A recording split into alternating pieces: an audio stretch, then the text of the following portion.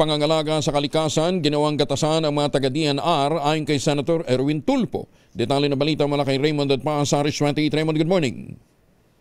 Binatikos ni Senador Erwin Tulfo ang Department of Environment and Natural Resources o DNR dahil sa lantaran nitong pagpapabaya sa pagpapatupad ng mga hakbang upang maiwasan ang pagkasira ng kalikasan sa budget deliberation sa 27 billion pesos na budget ng DNR para sa 2026.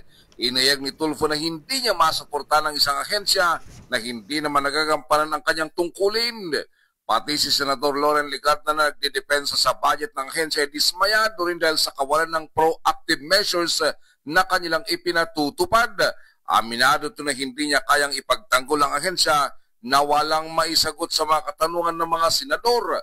Sa pagtatanong sa ahensya, isiniwalat ni Tulfo ang ilang isyu sa kalikasan sa buong bansa na nagpapakita ng pagpapabaya ng pamahalaan sa pagpigil ng mga nakapipinsalang aktibidad tulad ng logging, mining at ang pagtatayo ng mga illegal na struktura sa mga protektadong lugar. Kinumpirma ng bagitong senador ang kanyang mga payag sa pamagitan ng mga video at litrato ng nasirang likas na yaman sa Cantilan, Surigao del Sur, Doña Remedios Trinidad sa Bulacan, Gutalak, Zamboanga del Norte at kabundukan ng Sierra Madre at iba pa.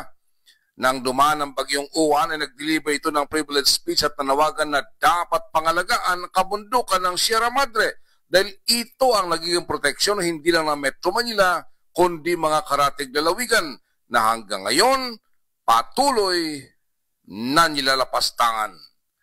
Ito si RH28 Raymond at Paas para sa DCRH, una sa Pilipinas, una sa Pilipino. Daghang salamat, Raymond.